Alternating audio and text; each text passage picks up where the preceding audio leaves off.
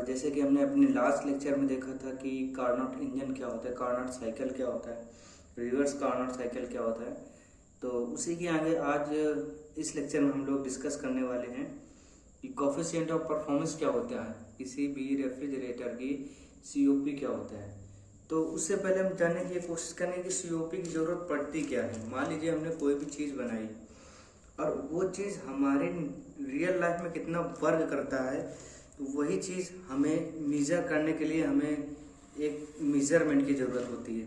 जैसे कि अगर हम बात करें हीट इंजन की,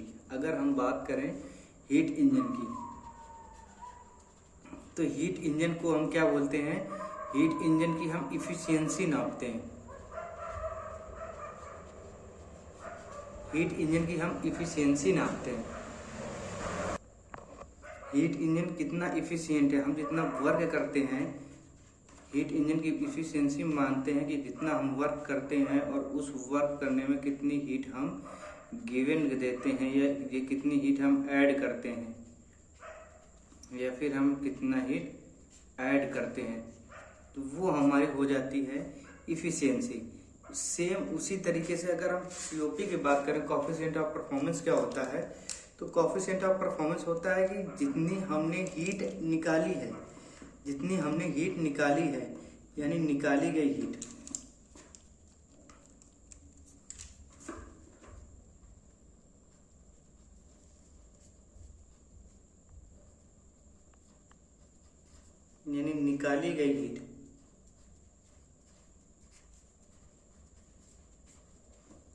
और उस हीट को निकालने में कितना हमें वर्क करना पड़ा, यानी वर्क डन। और निकाली गई हीट को हमने अपने लास्ट लेक्चर में ही पढ़ा था कि इसको हम रेफ्रिजरेशन इफेक्ट बोलते हैं। यानी कि ऐसा किसी रूम से या किसी भी एनवायरनमेंट से, किसी भी उस चीज़ से जहाँ पर हमें चीज़ों को ठंडा करना है, जहाँ जिस माहौल को हमें, जिस इन्वायरमेंट को हमें ठंडा करना है, तो उस एरिया पर हम कितनी हीट निकाल रहे हैं और उस हीट को निकालने में कितना वर्क करना पड़ रहा है, वो हमारा होता है कोफिशिएंट ऑफ परफॉर्मेंस, यानी कि COP। यानी इसको हम लिखते हैं refrigeration effect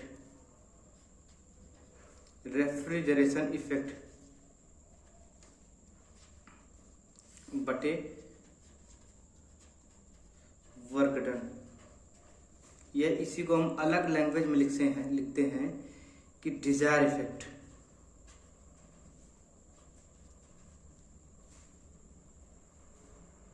DSIRE, desire effect divided bye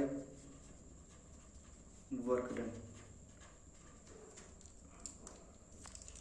ये सारी चीजें होती हैं COP निकालने के लिए कि COP क्या होती है। अगर हम देखें कि हमें कोई चीज़ दे दिया जाए और उस हिसाब से हम निकालेंगे कि हमें कैसे जानना है क्या है, तो हमें ये फार्मूला जरूरी है,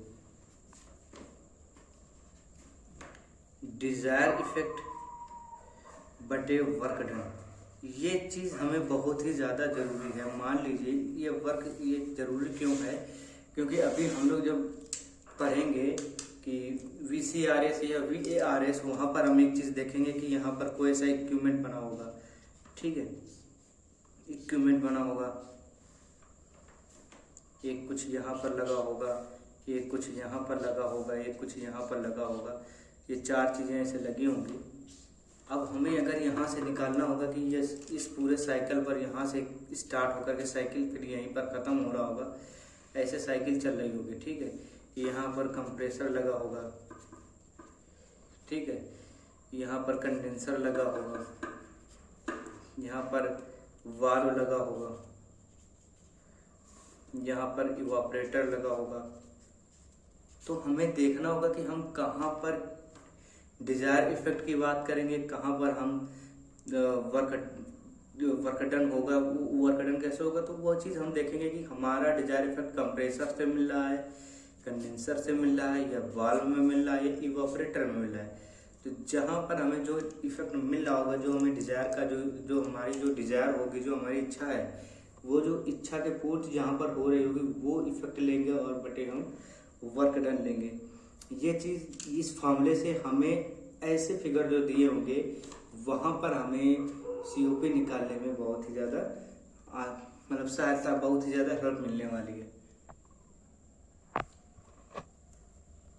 अब जैसे हम एक फिगर के द्वारा समझेंगे, ठीक है, कि मान लीजिए कोई एक रेफ्रिजरेटर है। रेफ्रिजरेटर पर एक हमारा टेम्परेचर है जो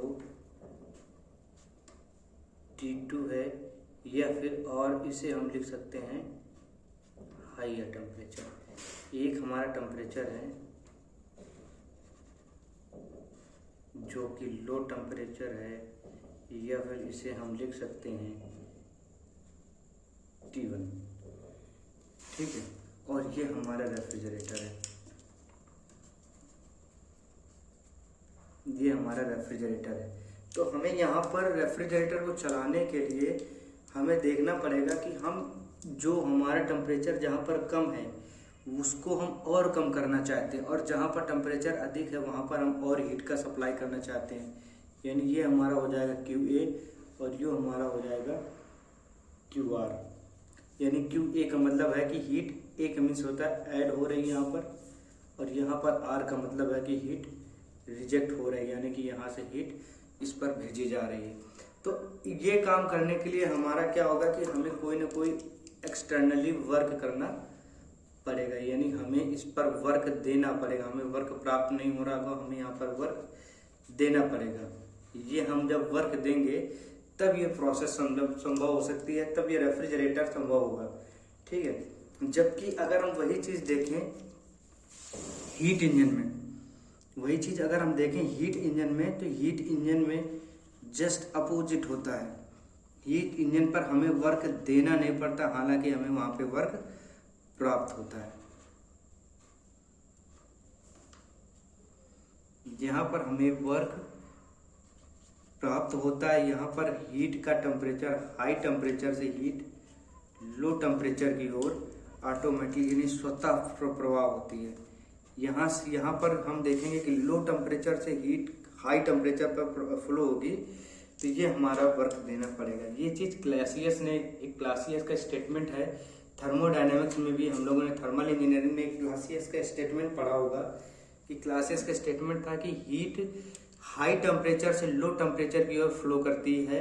ऐसा पॉसिबल नहीं है कि हीट लो टेम्परेचर से हाई टेम्परेचर की ओर फ्लो करे बिना किसी एडिशनल वर्क के।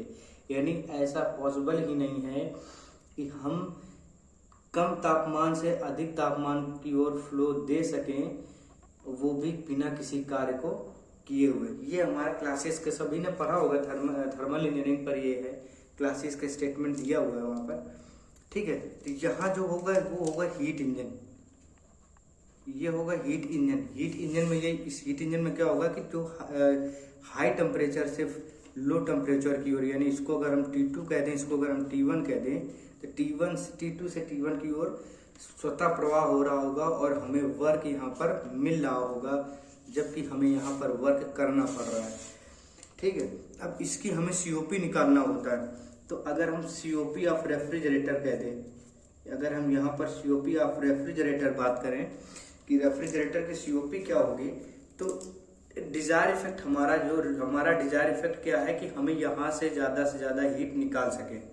हमारा डिजायर यही है कि हम ज़्यादा से ज़्यादा यहाँ से हीट निकालें और इसमें हीट भेजें। तो यानी कि हमारा हो जाएगा QA डिवाइडेड बाय वर्क।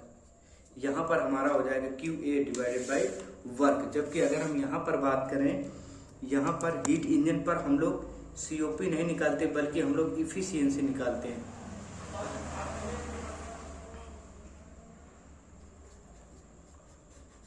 हम यहाँ पर इफिशियंसी निकालते हैं, जिसको हम ईटा से व्यक्त करते हैं। तो यहाँ पर हमारी इफिशियंसी क्या हो जाएगी, वर्क डिवाइडेड बाय QA। यहाँ से हम हीट को फ्लो, हमारा हीट हो रहा है यहाँ से, और यहाँ पर हमारी हीट रिजेक्ट हो रही है। तो यहाँ पर इफिशियंसी जस्ट अपोजिट होता है COP का, यानी कि यहाँ पर जितना वर्क करना पड़ रहा है और जितनी हीट हमें प्राप्त हो रही है, ये जस्ट अपोजिट होता है। और यहाँ पर अगर हम बात करें कि क्यू ए की वैल्यू अगर हम टेम्परेचर के केस में लेने लगे, यानी COP ऑफ रेफ्रिजरेटर अगर हम देखें in the case of temperature, then Q A की वैल्यू हम यहाँ पर हम T1 लिख सकते हैं, डिवाइडेड बाय W हम लिख सकते हैं क्या, T2 माइनस का T1, यानी हाई टेम्परेचर माइनस का लो टेम्परेचर। या फिर इसी को हम लिख सकते हैं temperature, low temperature divided by high temperature minus का लो टेम्परेचर। ये हमारे जो फार्मूला निकला, ये हमारा फार्मूला निकला टेम्परेचर के केस में COP फाइंड आउट करने का। और हमारे जो हम आज न्यूमेरिकल लगाने की कोशिश करेंगे, अगर टाइम लगेगा तो, टाइम अगर बच रहा है तो हम न्यूमेरिकल भी लगाएंगे तो देखेंगे फार्मूले वहाँ पर अप्लाई किए जाएंगे, ठीक है। और वहीं पर अगर हम इफ़िशियंसी की बात कर लें, इफ़िशियंसी ऑफ हीट इंजन, अगर हीट इंजन की इफ़िशियंसी की बात कर लें तो यहाँ पर हमारा W क्या हो जाएगा, यहाँ पर हमारा ईटा इक्वल टू हो जाएगा W TH माइनस का TL divided by Q, heat का रिजेक्शन हो रहा है तो हीट निकल रही है तो T2 से निकल रही है, यानी कि TH। यानी कि अगर इसको हम टेम्परेचर के केस में हम लोग इसको लिखना चाहें, टेम्परेचर के केस में इसको हम लिख सकते हैं T2 माइनस का T1 divided by T1, sorry T2 divided by T2। ये हम लिख सकते हैं efficiency of heat engine, heat engine की इफिशियंसी ये है, ठीक। तरह के रेफरेंस में देखें, आइए अब अगर आगे हम देखना चाहें कि रिलेशन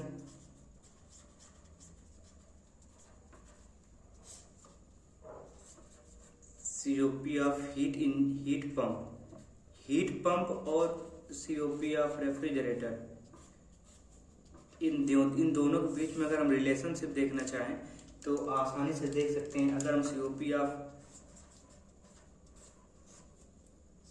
ऑफ हीट पंप की बात करेंगे, COP ऑफ हीट पंप की बात करेंगे तो ये हमारी TH अपॉन TH माइनस का TL, यानी कि ये लगभग हमारा जो हीट इंजन है, इफिशियंसी ऑफ हीट इंजन उसके इक्वल ही होती है, ठीक है। तो अगर हम COP ऑफ रेफ्रिजरेटर की बात करें तो COP ऑफ रेफ्रिजरेटर होता है TL अपॉन TH माइनस का TL, ठीक है। अगर हम रेफ्रिजरेटर के COP पर हम एक इधर ऐड कर दें और इधर भी एक हम ऐड कर दें तो क्या होगा, 1 plus COP of refrigerator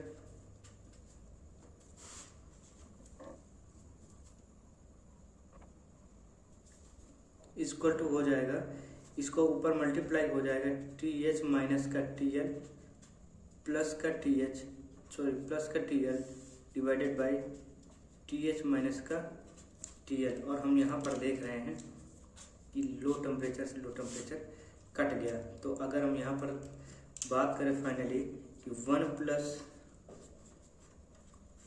COP of refrigerator equal to TH upon TH minus का TL, यानी कि ये हमारा हो गया COP ऑफ हीट पंप, यानी कि 1 plus COP of refrigerator equal to COP of heat pump,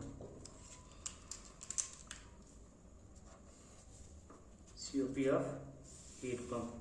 अगर यही रिलेशनशिप अगर हमारा पूछ ले कि रिलेशनशिप बताइए कि हीट इंजन,